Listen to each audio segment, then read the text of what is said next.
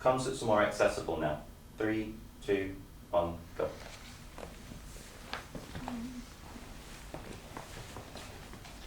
Right, so accessible for me is, can people with limited mobility get in?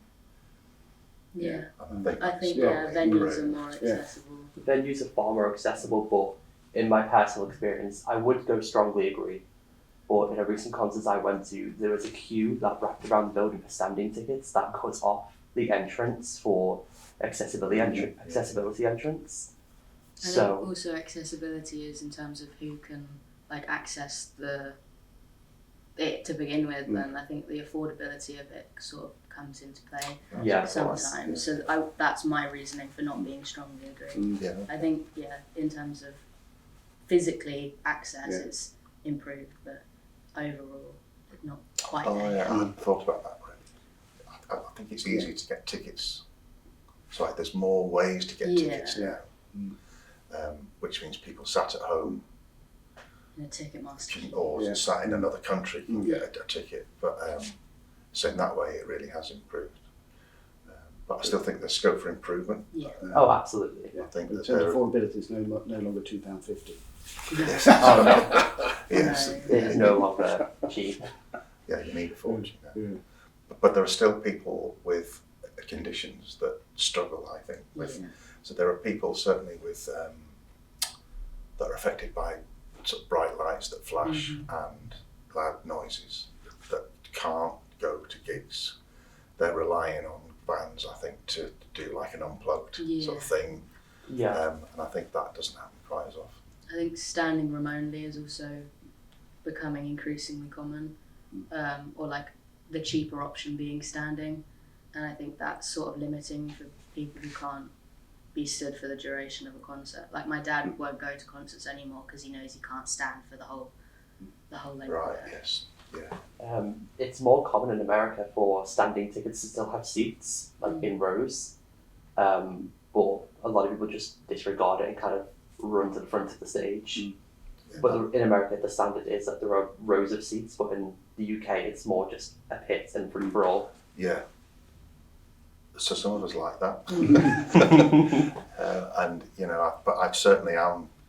I'm in a group, so I see one band in particular, and I'm one of the younger ones that goes to see them, and the demand for seating is increasing with every year. So the band's having to choose different venues now that has seating and less of a pit. I also think that the big bands, when we were kids, the big bands would play the halls. So in Manchester, the biggest hall at the time was it was about sort of 2,000-3,000 seater. I went to gigs in Edinburgh and Glasgow, so we had the Edinburgh Playhouse and the Glasgow Apollo. So they were halls that big towns had one, and the tour would tour around those. I think now, certainly for the bigger bands, and certainly with the biggest stage shows, they are going to arenas, which is a whole new thing. Yeah.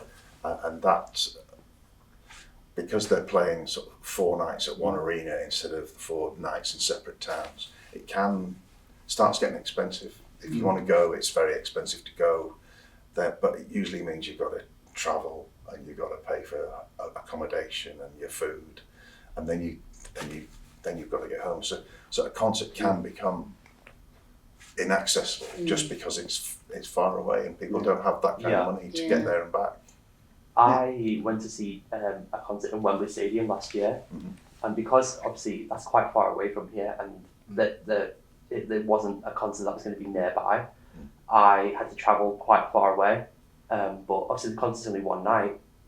I couldn't get accommodation quite last minute for it, so I had to stay overnight in Victoria Coach Station, which was a task. But it does make it far less accessible for people who would want to go to that kind of concert. I think we've all done that. But also from my time is the bands used to go to student unions. The Clash, all that era. Yeah. They Rolling, not the Stones, but sort of Status Quo and things like that. They used to go do student unions. Yeah. don't think you get that now, do you? No, Not in Bolton anyway. No. I know you do still kind of get that in Liverpool. Mm. My friend is a student there. She does go see quite a lot of gigs at her student union, but we don't really get that in Bolton. Yeah. So are those gigs bands that people know, or is it like new bands that are It's trying more to like find their way? local bands that people, if you lived in Liverpool, you would know of them. Yeah. But Okay. if you weren't there, you wouldn't really know. Yeah, I've been to Leeds Uni where the Who had a famous gig there. And that's all up on the walls and stuff. But yeah, I think so. They are more accessible in terms of it's easy to get tickets, and they're more accessible in terms of disabled access. But in other ways, they've become less accessible because of distance and cost, and that's an interesting perspective, isn't it? It's an interesting point. Yeah, it's interesting to see how everything's just kind of flipped. Yeah. Concerts have become a luxury. 3, 2, 1, go.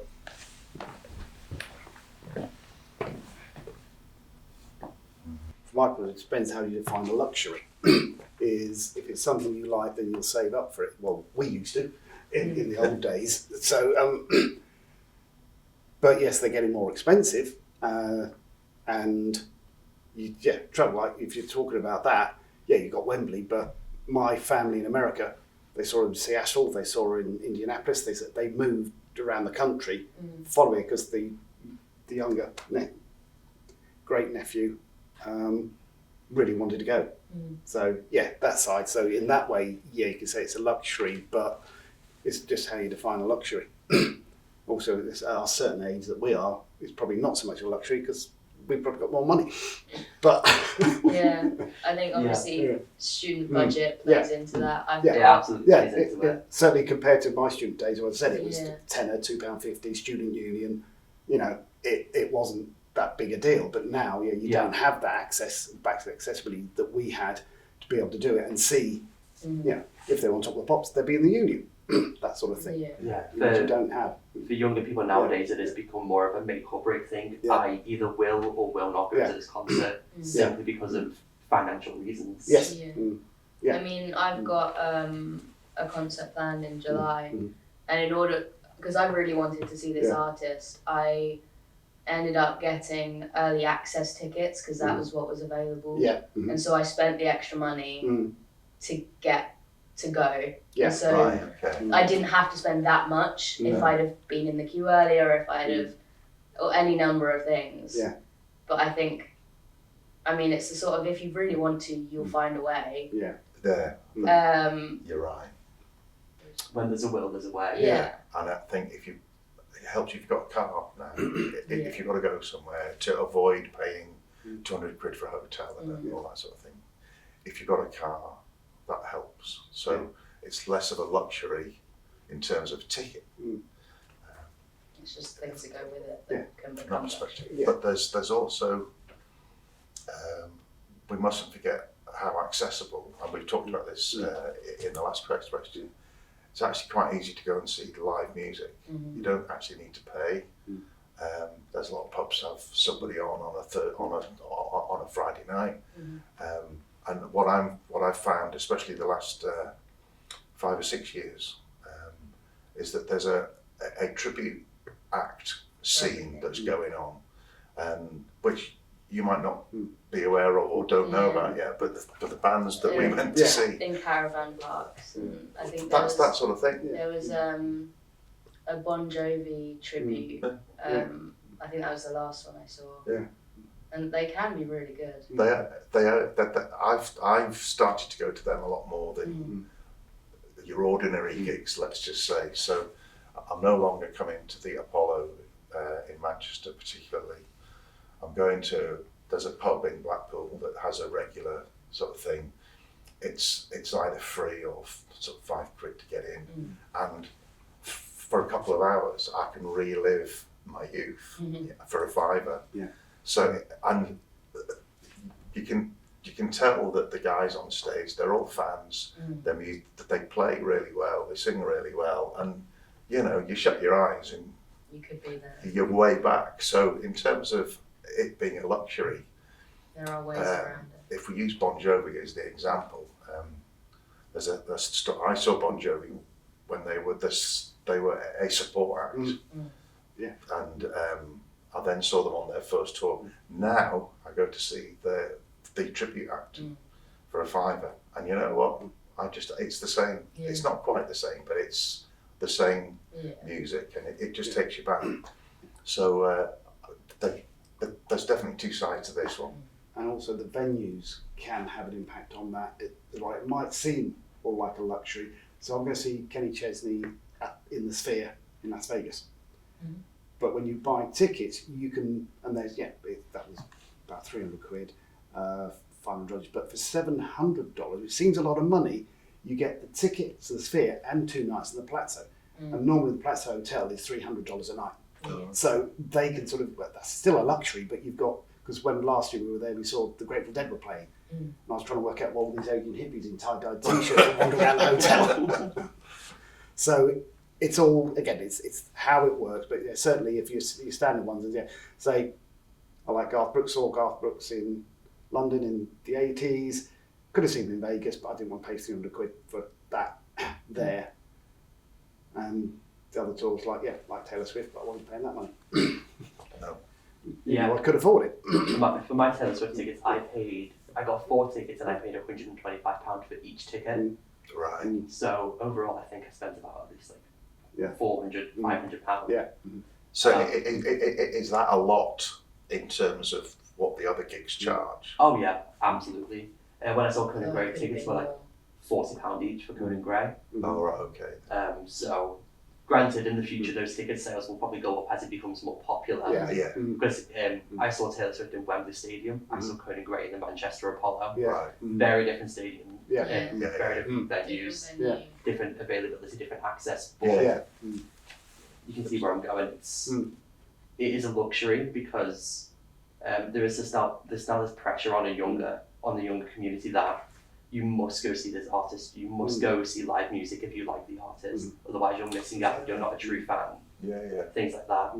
You must take part in this. Otherwise, you're not a real fan. Yeah, don't think that's changed. I think I wouldn't say there was pressure when I was your age, but there was a gang that you were in, and we all went, and if somebody couldn't go for whatever reason, the mum said that they couldn't, then there was a bit of sort of jibing going on, but that happened to us all, so there was a sort of core of maybe 12, and there was always at least eight of that 12 went. It was not always the same age. Yeah. But there was pressure to... But our ribbon was face to face, not splashed all over social media. Well, there is that, and I don't know what pressure that brings. I really don't. I'm wondering if this might be a future question, but that's right. is the pressure to get a photo outside the gig to put on your social, and then inside, and then you and your mates and your new outfit that you've done? Absolutely. I think Really? for some people, I mean, I don't tend to care about a lot of that sort of stuff. Yeah. I didn't post anything about going on All right. my last okay. concert. It doesn't matter to people. But I know that it does matter to some people. And particularly big concerts like Taylor Swift, where so many people wanted to go and couldn't. It's almost a little bit of like, I managed to, I was there. Oh, Yeah. I see. It feels, Yeah. particularly with the like sphere of influence that this tour has got, it's almost like, where were you when this was happening? It's Right. had that sort of effect. Yeah. Right. And you can say that you were in Wembley. Yeah. And other people can't. So Because when ticket sales for the Eras tour came out, it was absolute mayhem. Those tickets went completely out of sale within minutes. Yeah. Gone for every single show. Yeah. And so being there was like you were part of some like secret club. It Yeah, really did feel like that. that. It felt like you were part of some kind of community, and like everyone here was feeling the exact same thing you were, and it was incredible. I like to post about my concert experiences, not out of pressure, but just more of I want to share that with people. Yeah. I like to share the experience with people. I like to put it out there, like I was there and it was amazing. Ticket prices are justifiable for me. 3, 2, 1, go. I'm sorry where Guy was. Again, You've got to move. yeah, got to move. So again, it's down to what can you justify, what can you afford? That's the Yeah. justification of what you can afford. So can you justify it for yourself? I can, or paying Yeah. 700 quid again for next year's C2C for 3 days. Yeah. Wife's It's like- not happy, but I could justify spending the extra to get the early access just so that I could go. But if you couldn't afford to do that, Yeah. then you wouldn't be able to justify it. No. Yeah. I took the question to mean something else completely. Oh, how did you? How can they justify let's say Okay. £100? Yeah. I think there's lots of. It's much more financial now. I mean, Yeah, I think Because, like I said before, it used to be a method to market the new album, and it's now become the only way that they make money. So obviously, the Yeah. artist wants a bit more out of it, Yeah. which is why they play bigger places, because there's less of the having to move around and set up and bring it all down. But I think there's more people, more agencies, more organisations that are taking money out of it. So you've now got the people that run the ticket websites. You know, not only is it the price of the ticket, you've got a transaction fee, Yeah. you've got a pay by card fee, you've got a let's charge a fee because we can charge a fee a and all that sort of stuff. souvenir ticket fee. Yeah, that's I've got That's some a old scam. tickets, and some of them were works of art, and to have the ticket was a real thing. Yeah. I've started making my own. Yeah. So but I think because of the industry that it's become, you've got the people that have the hall, they need to make their money. You've got the people that do the lighting and the sound, they need to make their money. There just seems to be more Expenses. more Yeah. people involved that want their pound of flesh. I think So whilst I've stood here and said it's not just justifiable, I think if everybody looked at what they were charging, decided to take maybe 5% less than they are, then they'd still probably turn. they'd still probably do all Yeah. right, you know. Like big artists like Taylor Swift. Like, granted, it's been named the biggest tour in history, but the prices were absolutely insane. And Taylor Swift Do herself. you know how much the more expensive ones were? Because I feel like I Some remember people- reading some people paid like £1,000 Yeah, just that for the was for resale tickets. night. Oh, okay. That's What? another thing. That's a whole other thing. With tickets for that, my tickets were £125 each, but I know some people paid like 300, 400 for VIP. I got my VIP stuff off Vinted. I did not get VIP tickets. All right, but that's just the thing. That's like a badge of honour, kind Yeah, of. it's like I was there, Yeah. and Taylor Swift is my favourite artist, so I have I have a lot of merch. Right. Granted, I've broken the bank for it a couple of times, but I still, even though I pay for it, I still can't justify how much it costs. Because Taylor Swift herself is a billionaire. She has all the money in the world, and yet she still charges so much for what she does. I'm not sure if it's her, actually. I think there's a whole industry that's There is a been whole built up industry, around. and she has like a team that does a lot Yeah. of the work for her. But she must also The have Taylor Swift brand. the brand that is Taylor Swift. It's become. It's become That's how it's become. Yeah. it's become the standard that her match, her concept, everything she does is like expensive and exclusive almost. Yeah. But you could say that about football. Yeah. Well, we did. Yeah. Well- Friends that Alan seems to man. I wouldn't pay money for football. No. Or for free, I still wouldn't like it. So it's down to justifiable in terms of justifiable for yourself, and then looking at how that goes, and Are they you've right got in to saying- remember that the other side is then the cost of running a tour Yeah. has gone up tenfold, threefold. When you think about how that's worked, Iron Maiden, they bought their own jet, Yeah. and he got a pilot's license to save them money on touring. Yeah. That side of things. So there's that logistics. If you think about what's moving around for that tour, and they're chunking across America with truckloads of stuff to do it, then you see where so how much, without knowing what the percentage of the cut of all those tickets the artist gets. Yeah. I'm really should have asked my second cousin, who's a drumming in Def Leppard, what their cut was on the tours. But they make a lot of money. But it's again logistics about doing that is. So yeah, it's who's justifying what you're justifying. So personally, for buying tickets, I can justify that. How they justify it, I can see how they can justify it, and if they can really get away with it, which has proved she can. And let's face it, she improved the Kansas City Chiefs Yeah, fan she did. base. She absolutely boosted it. I feel like I need to change my answer. Yeah, me too. But there are hidden costs as Yeah. well. So I'm aware that some of the bigger bands that play the arenas, their stage set's so huge that they actually have 2 sets of stage sets. And because it's so big, they need to rent the stadium the day before to put it up, and actually rent the stadium the day after to take it down. Meanwhile, the second set has leapfrogged to the next town to set up. Yeah. So they need, because the stages are getting bigger, because the arenas are big, there's 2 sets of set, which means 2 sets of people to put it up and take it down. There's 2 sets of everything going around. And that's probably part of the cost that we don't appreciate. That the only person paying, the people that go. That's actually a really good point because I've never thought of it that way.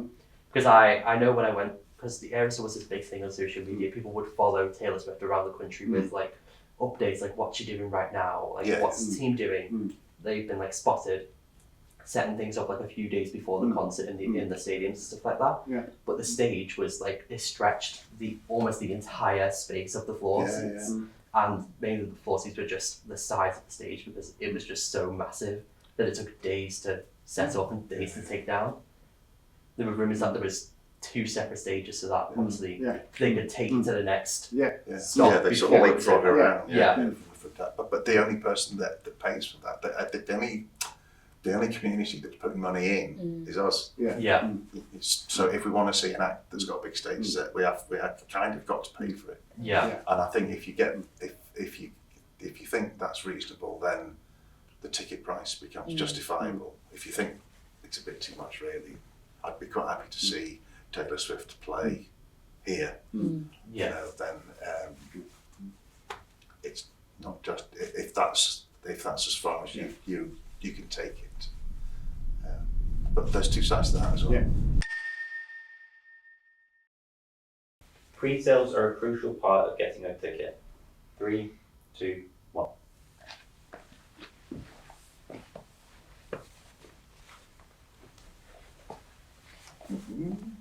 It's a full range. I think if I could like stay in the middle, I probably would.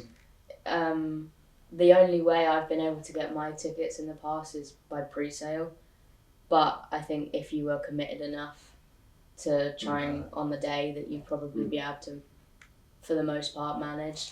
So I think it varies. It definitely varies. I'm the same. The only way I've been able to get my tickets is pre-sale. But in my experience, I've been through a lot of pre-sales. I know I keep bringing Taylor Swift up, but it's a really good example because she had so many different pre-sales for her tickets that her team set up. There was MasterCard pre-sales, all those things. But when she announced the tour, she had just released an album, Midnights. And if you had pre-ordered Midnights, the album, you got sent an exclusive code to get into the pre-sale before the pre-sale. So it was called the Midnights pre-sale, and you could obviously get tickets before the pre-sale came out, and then there was the pre-sale. But because the demand was so big, Ticketmaster sites crashed, everything fell apart, and people were able to get through the queue without pre-sale codes. And because of that, the stadium's completely sold out, and the general sale had to be cancelled because there was no tickets left. I've never done a pre-sale. I tell a lie. I've done a pre-sale 3 times, all of which were to buy tickets for my kids. You know, so I've never. I think and that might be to do with the bands that I follow and I want to go and see. I think a lot of it has got to do with like Ticketmaster websites. And then I think it was briefly mentioned earlier with like the resale ones. Or what's it called? Resale websites, things like Viagogo. Because it obviously, if you miss pre-sale, you've got general admission. If you've missed general admission, you have to pay significantly more than you would have otherwise. I thought they capped that. I thought they. Resale websites, no, you can charge as much as you want. Wow. and people will be willing to pay, Yeah. and so that's why it works for them. There were Taylor Swift tickets going for like £10,000 on Viagogo, and people were paying it because, again, it was marketed as this like exclusive thing. Because it becomes such a big phenomenon, everyone wanted to go and they were willing to do anything to go. Right, it's weird. I'm not sure what you found, Rob, but when I was a kid, we didn't have the internet. And I know that might sound really weird, but there was no way of other than phoning up the box office of the hall Yeah. to say what's coming up next month. And in fact, they just got into if you dialed a number, there was a recorded thing that said, oh yeah, on April the 12th we've got such a body, on April the 14th such a body. Then you had to ring up the box office to get a ticket, or go to your local record shop to buy one. Yeah. But, Our resale was the dodgy guy on the street corner as you're walking up. You need a ticket, mate. well, that was. I was just going to say, Yeah. every gig that we used to go to, it was a paper ticket. Yeah. Which there was always people around the gig saying, anybody want a ticket? And I go, yeah. So you always knew that you could get in, Yeah. as long as you went with enough money, sort of thing. And it was always a bit inflated, but not too much. Yeah. But as Rob said, the difference between £3 and £5 isn't great, particularly. No. Yeah. So there wasn't a need. Sorry, there wasn't the infrastructure to facilitate pre-sale It was before the just internet. able So to- this is an internet thing, and it's another way to make money. Yeah. I can see why they do it. It's just to make money and make sure that they sell out, that the big fans Yeah. they get a chance to see it. But it really is just a chance to extract a few more quid. But I understand now from what you've said, if you don't enter into the pre-sale game, that you might not get to go, because people can't stand outside now and say, I've got a ticket for sale, because it's all protected, isn't it? Yeah. With, It's all digital. apps and stuff like that. So. Yeah.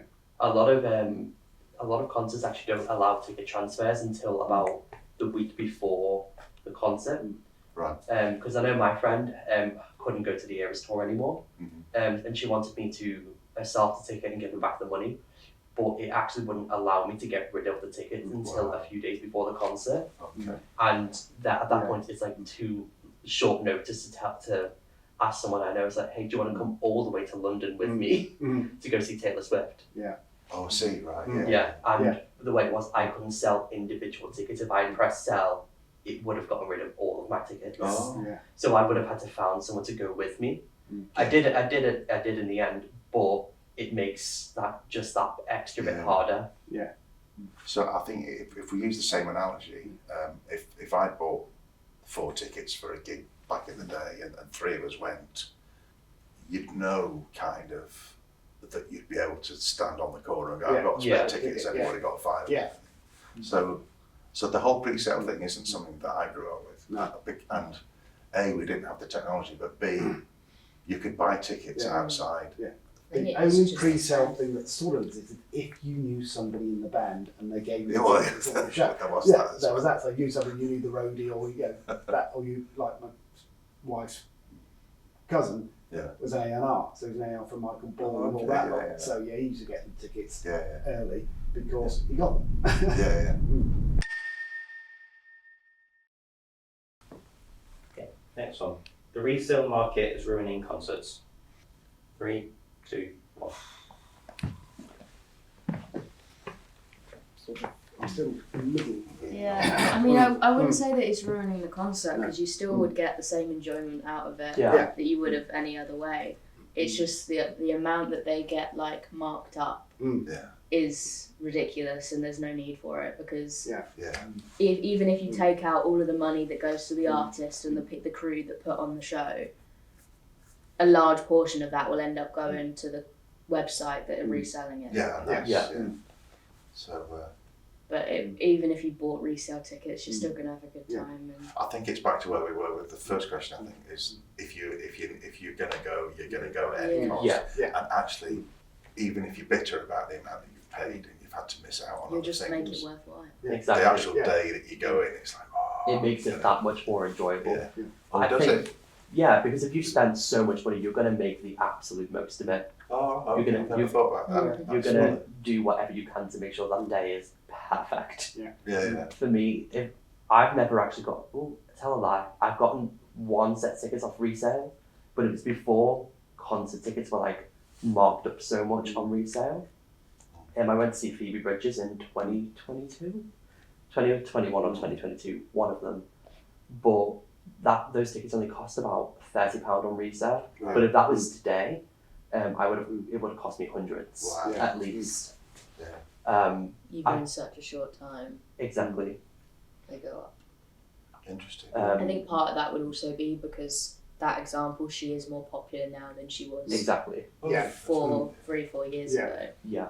So there's a few factors involved in it, but I think your point still stands. Yeah, I think it kind of ruins the experience of getting the tickets because you feel like this dread of how much money you've had to spend on them, but it doesn't ruin the day. Okay, no, that makes sense. Yeah. I guess the other bit is means that also if you're going that route, you've kind of failed because you missed out on the pre-sale, you missed out on the sale, you're stuck with. And if you're the major fan, that's a disaster. Yeah. And the resale tickets, you get what you get. There isn't the seat choice. No. You can't get front Yeah. row No. resale because that's all gone. Yeah. So, but yeah, I think it wouldn't. It makes it difficult because obviously how expensive it is.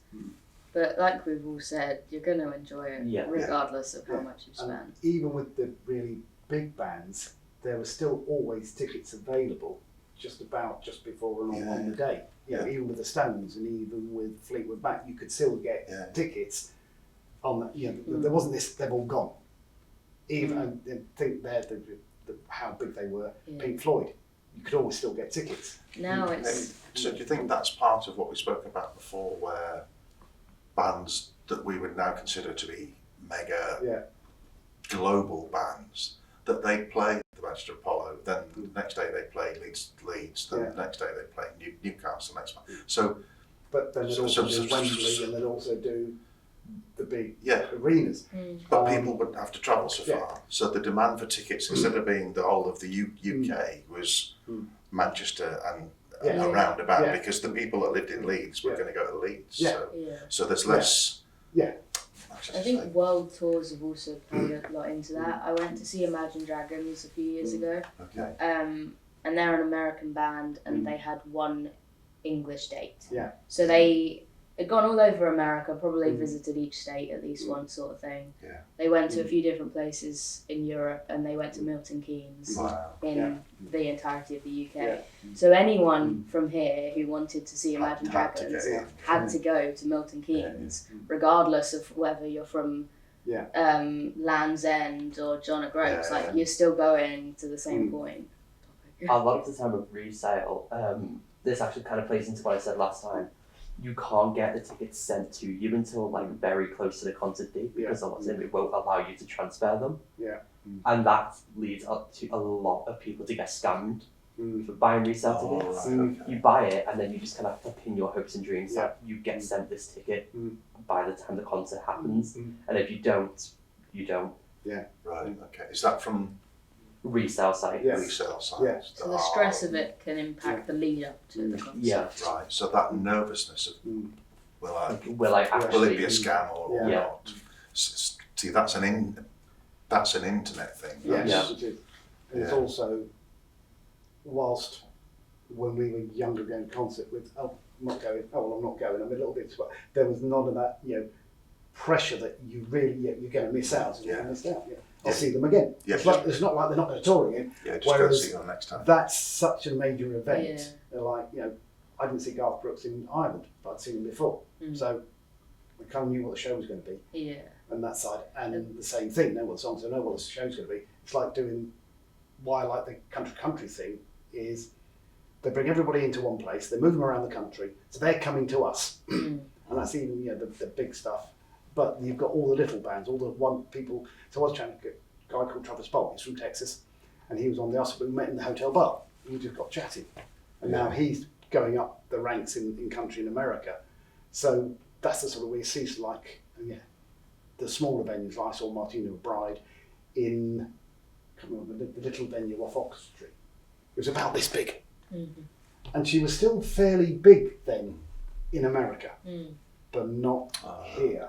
I think so. That's that side of things. My dad went to see or he didn't actually see. Yeah. I think it was a band called Blue Suede or Suede. Yeah, Suede. And so that was how it was known here. And he went to America, and the band there was a gig going for Blue Suede, and he was like, I don't care, that's fine. But then it was Blue Suede was Suede. It's just they'd had a different name in America. So he missed out going on this fairly cheap gig because he didn't realise that it was the same band that he was. And some of the people in America, and they've been doing it here, is they'll do a gig but not tell anybody. Yeah. And they've done some of those where Just their fan club. People don't know, and then so in the country they're going to be here and that sort of thing. So and that's where they get to do what they used to do without having to go all the rattling and tattling, all the travelling around and all the kit and all the people there. Is I'm just going to do a stage and we'll do it acoustic. But again, that wouldn't be affected by resale because it's there done and dusted. But I can see what you're saying about the resale is. It's more about the ticket buying experience, the lead up to, but not the actual concert itself. Because while the Taylor Swift concert was incredible, and it was one of my favourite memories, and to be able to say that I was part of the biggest tour of all time is like it's something I can say, and I'm really grateful for that. The experience of the lead up to the concert was arguably just as amazing. Because me and my friends would sit in my room and we'd make friendship bracelets for the shows, and we'd write our song lyrics on our arms, and we'd write the number 13 on our hands because that's Taylor Swift's lucky number. Something like that. The lead up to it was just as amazing as the concert itself. I didn't have to worry about the resale of things because I managed to get my tickets in the pre-sale. But if you got your tickets in the resale, you weren't even sure if you were going to get sent those tickets. You'd be making these outfits, you'd be making these bracelets and thinking, is this even going to happen? There would always be this doubt, and it would just kind of hinder the experience for you. But the elation of getting the email or the I'm not sure how it worked. You meet the person. You would typically get emailed the tickets. Right, okay. Wow. You'd buy the tickets off the site, and the site would send you the tickets when they became available. So are you still nervous with a resale ticket that the QR code won't scan? Yeah. Really? I was nervous with my actual tickets that it wouldn't scan. What I've read is that like resale QR codes, I don't know how it happens, but I think I was walking into my last concert and someone got turned away because the QR code that they'd received had already been scanned in to the concert. So it's like if you have a ticket with a special code and you get to the door and they say, oh, this ticket's already been used, and you go, well, what do you mean it's been used? This is my ticket. And then you can't go in because the person's already got your ticket. Because you think that because you've got that eye of. But now Access, and I think certainly Access do, and Ticketmaster, I'm not sure if they do, is they now control the resale, so it's got to come through them. So even if you go through a website, the email has to come from Access with the code. That's right. So they're putting, because again, being an ex-cop, that's a nice little criminal activity. Resale tickets, I know we do people for it. So it's that sort of thing. So that's the other side of it is that's opening up to being the criminality side of, which was the old days, the guys on the corner they were from the local gang, and they would have made up the tickets in the back room with a printing press. Not a cockpit, a printing press.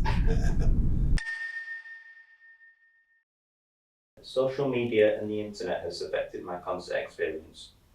3, 2, 1.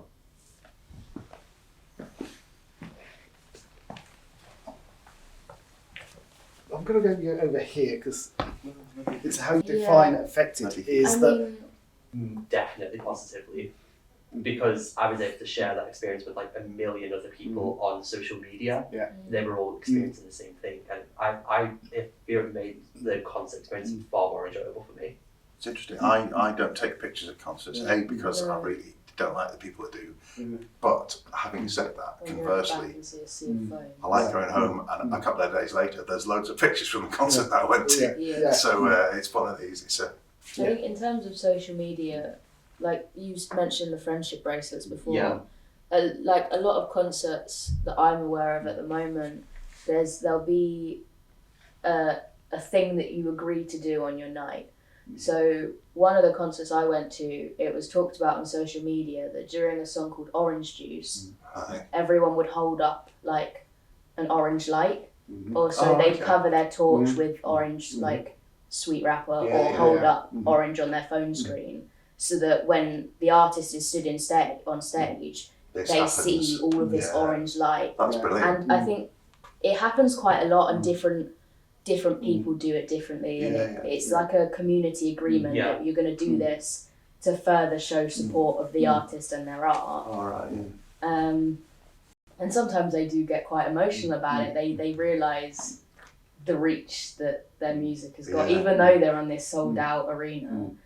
That's amazing. It's this like extra level of just realisation for them. It's more of a community thing. Yeah, I think that's the I've benefit of the social media aspect. Come to a certain level, there's a big group that does things, Yeah. but not to that level where they've agreed they're going to do something. We know one thing that's always going to happen, no matter what. When Brad Praise is playing, and he does Venus, there'll be a Mona Conga. And that'll be my mates. And they go, and the security get upset because they're up and downstairs. But they've done it once, and he joined in once and went around the whole arena. So he knows that's going to happen. Every time he does that song, this is what's going to happen in the UK. It doesn't happen necessarily in the US, but it always happens in the UK. Usually done by my mates. That's interesting. Actually, But now you've said that, I have been to a concert where I was, I joined a Facebook group on, it was fans of the band that were going to this particular event, and they did the same thing. That they did a peace sort of song, as bands do, and everybody secretly took a Ukraine flag in and they waved it at the start of the third like verse that, kind of thing, yeah. you know. But I think that's I hadn't thought about that, but that is a good thing. I think it's just another way that the community, you've all got one thing in common in a concert. You've got, it doesn't matter anything else in your life apart from this one thing that you all agree that you like. And I think that sometimes the social media aspect of that can just reaffirm that belief that someone somewhere also likes the same thing you do. No, that's good to know that. But at the same time, you've explained earlier about the pressure that social media It has puts its on you downsides. Yeah, it does have its downsides. to even just go. Yeah. You know, it's almost like like the same gang that you're in that's going to wave the flag or shine a light is the same gang that's going to gonna film it, and you're gonna have fear of missing out. Weird, isn't it? It is a strange thing because you can love it and you can really hate it. I think that just tracks for social media in general. Yeah, because at my show for Taylor Swift, as per usual, after she sang a song called Champagne Problems, the entire stadium kind of like agreed to just give her a standing ovation, and it lasted 8 minutes. Before normally she'll just move right on to the next song, but she had to wait for the stadium to quiet down because she couldn't even hear her in the monitor. The stadium was cheering so loud for her. I think she got like really emotional during that because it was one of those like I made it moments for her, I assume, and she was just looking out the crowd and they were absolutely going crazy for her. Like, and Champagne Problems is like quite an emotional song. It's like quite personal to her, so she's poured her heart out into this song, and then the entire stadium just like erupted for her. Good stuff. It would be like quite an interesting experience for her, I assume. Also, particularly with Taylor Swift, part of her concert is she has a section for surprise songs. So the set list has been fixed for pretty much most of the shows. But then there's a slot where she'll sing something different each time.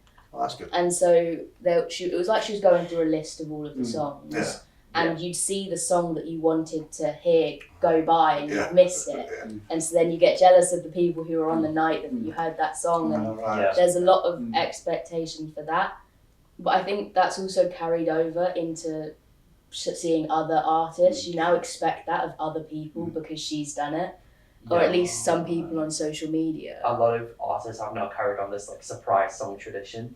When I went to Conan Gray, it was quite a few months after I saw Taylor Swift, and he introduced a surprise song section in his concert, and he sung a brand new song he'd come out with called Holidays, and that was on the set list, and it was only sung for that one night. Wow. And so that was quite interesting. I was there. I had that song live for the only time it's ever been played live. So it's really interesting, and I quite enjoyed that. But yeah, I think social media ends up giving people expectations for their concerts that they wouldn't have had otherwise. Like, if you didn't go to the concert, you wouldn't have known what she sang as a surprise song. And if you went another night, you'd have been content with whatever she did sing. Exactly, That's a good But point. now you know what she's already sung, so people almost had a bingo card of trying to work out what their song would be. People did actually have bingo And cards. so then you can't help but feel disappointed when you realise that your favourite song Your isn't favourite's getting gone. played, Yeah. or you have hope that it might be played. Yeah, see, I did have this like dread before going to the concerts. Like, what if I get a song? What if she sings a surprise song that I really don't like? Yeah. Because she'll do a song on piano and a song on guitar. It's like an acoustic section, and she'll typically do like mashups of the songs. Yeah. I got like all my favorite songs listened, so I was quite lucky. But you know, there's probably people in that stadium that were like, okay, I didn't really like those songs, so they were quite disappointed, thinking like, oh, what if she sings a song that I really liked in the next show and I'm not here?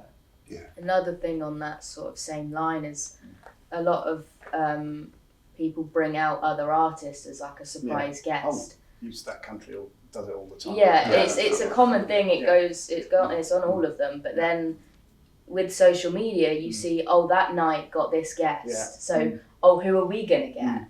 And then you get the artist and just the artist, and everyone's like, but.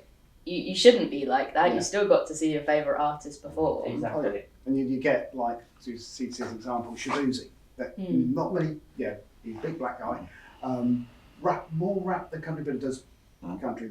And people on social media were, really being a hard time. And so I just popped in and said, there's two things here. One, he stood up on stage in front of, this is the O2 Arena, so 60,000 odd people to sing his songs. I wouldn't do that. I've had people come with knives, guns, whatever. I'd do that. I wouldn't stand in front of 6,000 people and sing. Not that I can sing, but it's the principle. And and he writes his own songs. So he's a wee bit more talented than you. Stop having a go. And that's the other side of social media. It does give you that ability to have a go about something in the safety of not having anything done to you for it. Something else I've noticed as well is I was looking at this concert a while ago, and people were complaining that the opening act wasn't famous enough. And that's the whole point of opening acts, is to introduce you to new music. You're not supposed to know who the opening act is before going. I was at like a park concert a few years ago, and this lady came, saw the opening act, and then left. Like, she literally came for who was performing for that, and then didn't stay for the actual name on the Billboard concert, which I thought was very strange. But it's the disappointment people get. The social thing, it's interesting. Now that we've asked the question and we're going around, when we were kids, there was only 3 or 4 ways that you found out that a band was touring, because there was no direct access to the band. So it was either Sounds or Melody Maker, which were weekly music newspapers, believe it or not. There was the phone line at the box office. There was the local record shop would have a list. They were the main ways. There was always somebody that knew. Occasionally on a billboard. Occasionally. But and it's funny now you've said that. I use Facebook. I don't provide any information. I've not got is it a wall that's called? I know. Anyway, I've not got a presence, but I'm in lots of groups, and I learn about. I'm in lots of Facebook groups associated with the bands I want to go and see, or the gigs that host lots and lots of bands. So I'll see what's on at the O2 Ritz, for instance, but I'll also follow the Thomas Dolby page, and he'll put on his Facebook when he's touring and where he's going, and I'll learn about that. So I suppose for social, perhaps it's made it a bit better in that way. But there was always a way to find out, and it's just the new way to find out. So I don't know if it's a benefit. It's just the new way. In terms of the internet to get your tickets as well, with the issue with QR codes, and I mentioned earlier having to pay for a paper souvenir ticket when that would have just been the standard and what you would get. Which feels like a scam. I know, we'll die on that. As we were saying, is what you don't have now is in our day, you'd have your tickets on your wall Yeah. from the shows you've Yeah, seen. I've kept some. Yeah. I've got Yeah. all my tickets on my wall. I always get souvenir tickets for my shows. Yeah, that's one thing I can't justify because I'm a creative person. I'm a I creative student. I do like your idea of doing So I make my doing own. your own. Yeah. I've got a template that I'll use and then photos of the artist on a tour. And so when I gifted my sister this concert we're going to in July, I bought the ticket with the intention of her coming with me. Yeah, it's good. I made the ticket and gave that as the thing to unwrap. That's quite good. I think you could do well doing that. Yeah, I mean, there Because are I've looked at sellers. I've got a little tin with most of mine in. The last, I don't know, 6 or 7 years, they've been downloads, you know, or a QR code. Yeah. And it's not quite the same. No. Yeah. But that's a good idea. It's a shame that whoever has decided that that's a way to make an extra. I mean, is it 3 or 4 quid or? Well, it can be but- more than that. Oh, yeah. I think one of the ones I looked at was like 20 quid for a Really? souvenir ticket. I Which- never paid that much. Exactly is why I don't do it. I use the uni printer. No, And- quite right. Yeah. Yeah. I'll pin it on my wall, and Yeah. then that's that. The most I've ever spent on a souvenir ticket is like £5. Yeah, no, it's Um, more than that. I have made my own before, but I never managed to get them printed out.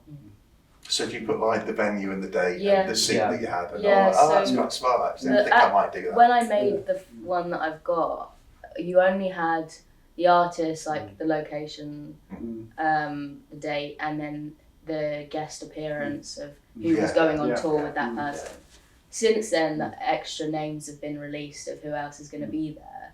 I like the ticket the way that it Yeah, looks. it should The first one I made, I did actually put the QR code on the ticket. Yeah. So if I made it after the fact, so it was sort of redundant. Yeah. But I could have, in theory, taken that with me and scanned it like that. Yeah. But this one, because I made it before the concert, I prefer that one. Yeah, no, that's good. That's good.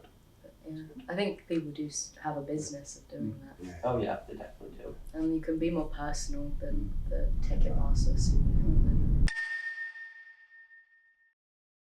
Concert etiquette is getting worse. 3, 2, 1. Already there. It's the phones.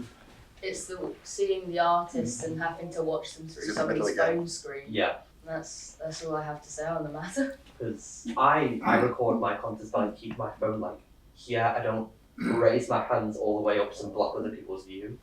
Also, again, on both sides, if you don't like that, it's like C2C, the getting on dancing. And the acts, the country acts on there, this is a country concert, get off your arse Yeah, and start that's right, dancing. Yeah. Don't moan about people dance, and people do get like that. And so but it's a bit more, we think, is it that like? I can remember a concert where these 2 very nice Hells Angels came up and said, I like that t-shirt. So that's very nice, yeah, we're having it. Share his. How do you find that as concert etiquette? You're going to get your head kicked in if you didn't have a t-shirt, which you don't really get. So it's down to people, and it's how you deal with people. So if your usual way of dealing with people is to be rude to them or whatever, that's what's going to happen whether you're in a concert or not in a concert. Yeah. And how you then react to it is how you're going to react to that. And say again, CC, one of the worst ones we had. I had a load of me and other cops had to identify ourselves because the issue with the travelling community that went and just were taking the place apart, such that for the last 3 until this year, we had full public order units at the O2 for those concerts. So big units in the afternoon, full PSUs in the evening because of what happened at that one concert. So again, yes, concert etiquette depends on your perspective, what you're looking at. So I don't know, I think also in the old days, some of the things, it depends on what you mean by concert etiquette. Is how if it's about your personal behaviour, then that's changed. That hasn't really changed because there's always someone's personal behaviour. If there's an agreed way you think you should act in this particular type of concert and people aren't, like if it's not an agreed thing where you're so into it you're going to get up and dance, then that's changed because then it's affecting somebody else's. But if you know, and actually just we always there, but most people now in that area, the same people are there every year, so they know what to expect. It's when you come there you don't expect that and suddenly, well, what's going on? Yeah. So it's understanding that particular act and what the perceived etiquette is for what they do. Like, I mean, the that good old reminds days of me- punk. Oh, Yeah. yeah. I didn't really like being spat on. I didn't like punk, to be honest, but yeah, that was the etiquette. That was concert etiquette. Yeah, but that's what you punk, did. yeah. That reminded me of a concert I went to a while back. It was a quite slow song that was playing, and these two guys that were just sort of stood behind me there got into a fight with each other. And the drink got thrown, and then I had beer in my hair like the rest of the night. And obviously that just lends itself to personal behaviour. Yeah. These two guys probably would have had a fight if they were Yeah. outside their house or if they were in the middle of Tesco. Like, Yeah. it wasn't specific to the concert, but there's a sort of expectation that if you're in this place, you've got this thing in common, you want to appreciate the art and the artist, so why are you behaving like that here of all places? Yeah. I think that's a fair point. But I think that's not a new thing. I think that's in Yeah. there as Yeah. long as concerts have been. I think that I've jumped over here very quickly because of the phones thing. There's quite a few gigs that I go to now where the band manager or somebody will come out and sort of say, right, you've got it's going to start in 2 minutes. Everybody's paid to see the band. They haven't paid to see the screen of the phone or the person that's in front of them. So take a picture, but pull it down and then enjoy the gig for what it is. Yeah. It might come back to what you were saying, that people need to prove that they've been. Yeah. They need a picture Yeah. from the pit. They need a little bit. They need a video clip of their view so they can put it on their social. And I think there's an element. The media, the wider media, will use this word for your generation, that there's an entitlement, and I don't quite agree or even understand what they're meaning, but I'm guessing that because you need to get a picture or a video to put on your social, that's your bought a ticket that allows you to do that. Right. So you're going to do that, Yeah. and it doesn't really, because you're focused on that, you're not focused on what's behind you. And I'm not saying you two. Yeah. No, but people do that. But People I think- of a younger age do that. But even older, because again, using, but this is talking about this is a green thing that everybody films, but it's not usually doing it in a way. Let's face it, we've got bloody Stetsons on. You're sat behind me. Yeah. You can't see. If you're sat, you can't Can't see anything. Yeah. And that's the sort of thing. Is if that's agreed for that concert. And the other thing now is, as we've said, when we're driving up, is phones have replaced our day of lighters.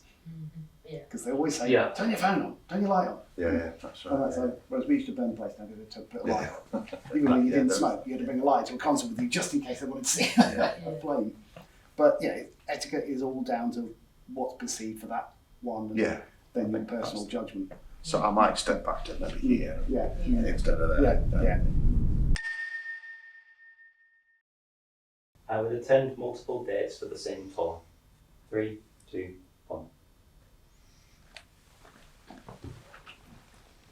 This more is attended in the old days. Oh, yeah. You would because again, you could go Cambridge, you could do North Norwich, you could do Birmingham, because they're all within travel distance. I wouldn't necessarily say follow them around America. I've got family that follow bands around America, particularly the ones they like. But it all depends on.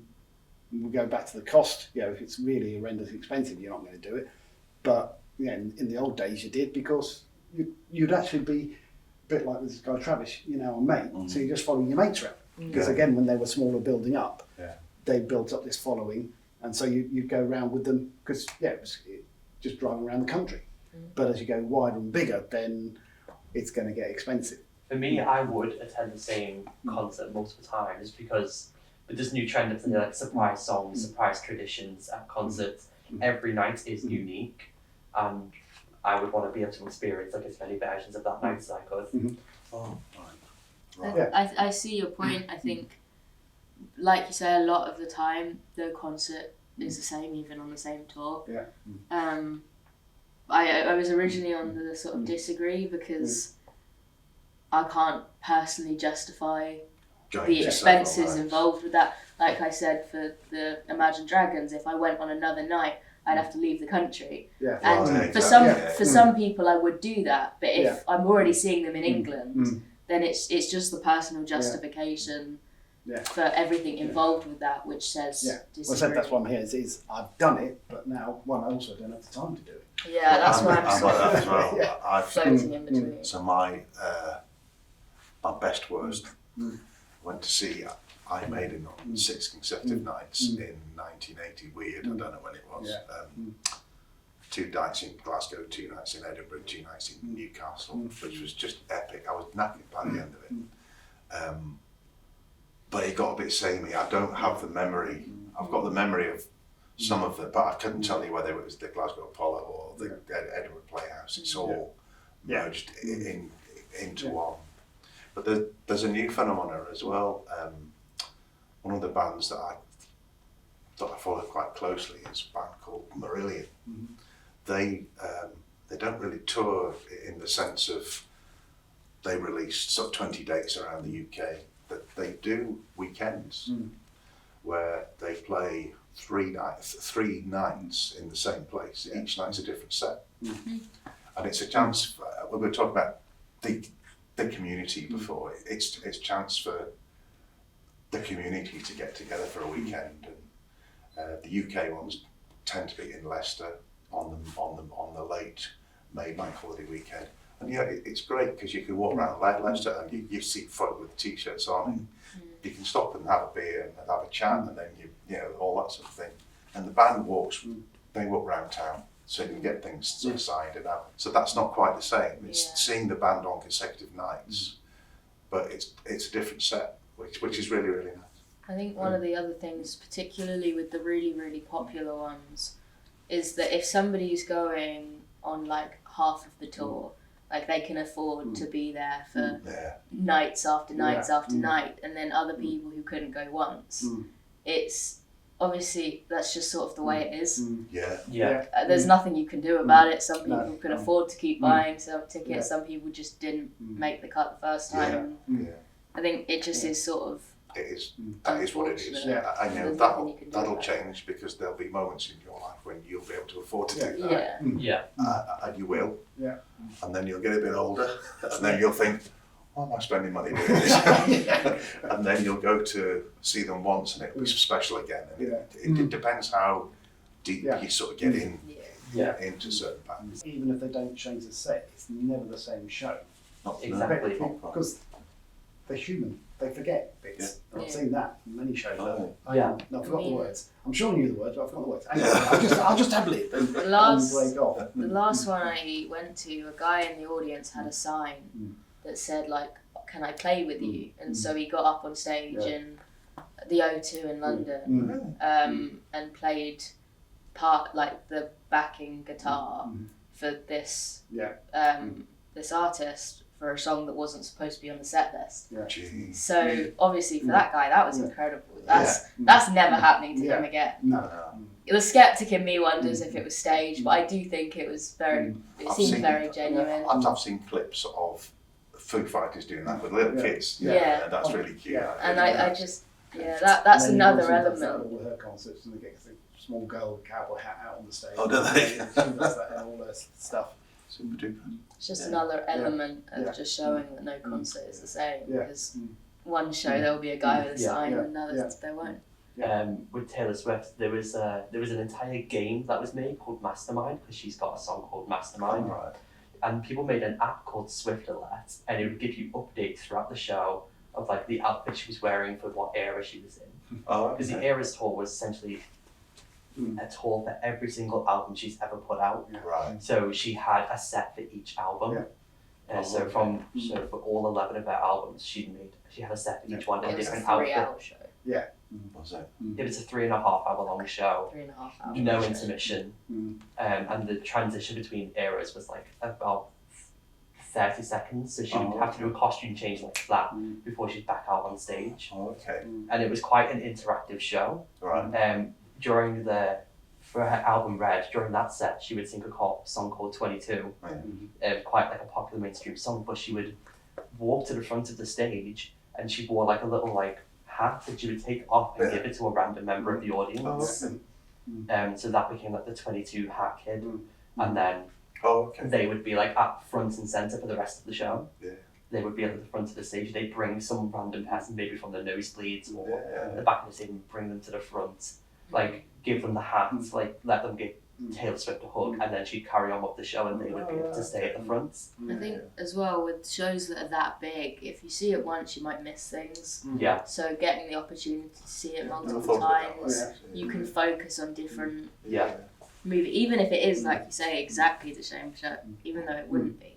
There's the opportunity to see her dancing or the background dancing or watch the crowd for Yeah. a moment just to take it all Yeah. in, Like, and this you don't miss things. this game Mastermind, it was like you guessed the outfits she would wear for each era, and if you got like them all right or you got the highest score, you would win, say, like a vinyl, or you would win some merch, and they would send it out to you. Her team didn't set that up. This was just a fan that made this up, and they would just, whoever won the most points would send out the merch to the person who won. And it was a really cool idea, and it like really brought like the Swiftie community together. Like the internet, it's great. Yeah, Isn't it is. Having a recording device is important for me. 3, 2, 1. There's some commonality. Yeah. Yeah, I mean, I was complaining about watching the show through phones earlier Yeah. anyway. Yeah, I think a lot of people have that opinion, but at the same time, they'll still record it. I mean, I've got clips of some of the shows I went to, but then you sort of know, at least for me, I don't often watch them back. Yeah. So they sort of sit there. I know that you do watch them back, Yeah. and you get to relive that moment. Yeah. But Yeah. most people Yeah. don't. It's not important. I've got one. Yeah. Yeah, it's not important. Yeah, well, I've got that, but it also got your phone. It's not important. It's something you have. So, and the other thing, Yeah. if you talk about that, I know when you do the Sphere, no phones. I don't Yeah. think it's necessary. I think Yeah. if Yeah. it is going to be the sort of thing that you only see once, then you want to take it all in. Yeah. You can't do that if you're focused on your battery dying or your phone dropping or someone grabbing it out of your hand. Like, But then you two spoke earlier about there's an unknown pressure to get the proof that you were there, sort of thing. Yeah. And that's Yeah. a kind of For me, I don't record it in the sense of I need like to show people I was here. I get my phone out and I'll watch the show like this, and I'll just have my phone like this. I'm not really watching it that's from a phone. fascinating. I just, it's nice for me to look back on because I'm quite a forgetful person. Yeah. Right. I know I was there. I remember going there. I remember being at the show. But that's But the there's a detail. lot I don't remember about being there. Yeah. I don't remember certain stuff. I don't remember hearing them live. I know I did, but I don't remember that part of the show. So having it recorded, I can look back and be like, oh, okay, that happened. I was there, and it's just nice to like relive the moment for a minute. Interesting. No, I go to gigs without any. I might take a picture, but but that's it. I won't go there to take a whole video of it or lots of pictures. I'll take one, you know. But with hindsight, I really only take one to sort of text me mates. Yeah. I was there. Yeah. Yeah. But Which I guess is kind of like but it's not on social for me. It's like a WhatsApp. Yeah. Sort of, well, I've got two, life 3 update. friends on WhatsApp that might want to know, but it's not life changing. Yeah. You know? Yeah. it's not important. It's just it's there, Yeah, and it if you happens. want. If you want to do it, you do it. If you don't, you don't. So I used to take a camera because you got the pat down when you went in. I had to be really good at hiding things. So there was the body and the lens and then the flash gun. And I got a couple of pictures that I brought along with me today, but they're rubbish, you know, and it really wasn't worth it. But I've got a photograph, an actual printed picture of some people that I like, you know, and that's something that the No only one way to else get has that that picture in my day was to either go and buy a magazine that had a report from one gig on that tour, and that would be an image that you could sort of, it was a bit like that where I was. So Yeah, I'm going to say if you're upset these days about phones, in an hard day you'd be upset because everyone was with 35mm cameras. it really was. It was a challenge. I mean, if you think about it like that, you were the only person who sat in that seat on that night, and so the photo that you got is the only one that exists that looks like that. And so that is like a strange sort of personal souvenir. It is. Nothing else like that exists. No. So I think there is a benefit to having, even if you think it's not a good photo. But I don't go back to them. I mean, No. I've got a tin, I've got a biscuit tin full of all the old prints, and I knew that there were 2 or 3 in there, and I knew that we were coming today, and that we'd been asked to bring some old stuff along. So I picked them out. You won't know who they are. You might. So not overly important. No. I feel like it's quite important to me, but not in a sense of like I need this, because I could go to a concert and not record. I would be fine with doing that. I just it does mean more to me if I have that. In a weird way, I'm trying to explain it, but having that proof that I was there, it's not for other people, it's for me. Oh, right. The idea is like I was in the same place at the same time as this artist who's had like such an impact on my life. Right, yeah. Because again, like I've said before, music is like really important to me. Yeah. It helps me like regulate myself and just experience things in a different way. So having that proof that I was in, like say, the same room as Cohen and Greg, or Taylor Swift or Phoebe Bridgers, I was there in the same room as them, and that's really important to me. That's a good thing. That really is a good thing. If that helps as well, then that really is a great thing. Yeah. Okay, that's it.